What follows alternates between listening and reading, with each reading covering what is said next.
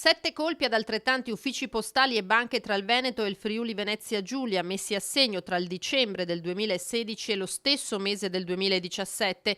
I carabinieri del comando provinciale di Pordenone, con un blitz scattato all'alba di oggi, hanno sgominato una banda di pugliesi dediti alle rapine. 9 le ordinanze di custodia cautelare emesse dal GIP di Pordenone ed eseguite a carico di altrettanti pregiudicati brindisini, accusati a vario titolo di associazione a delinquere, rapina pluriaggravata, porto d'armi, sequestro di persona e ricettazione. Presi di mira gli uffici postali di Casarsa della Delizia nel Pordenonese, Ceggia nel Veneziano, San Biagio di Callalta nel Trevigiano, San Dorligo della Valle e Sistiana di Duino in provincia di Trieste. Sempre a Trieste sono accusati di aver rapinato la filiale della Banca Nazionale del Lavoro. L'altro istituto di credito colpito è invece la filiale della Monte dei Paschi di Siena di Cessalto.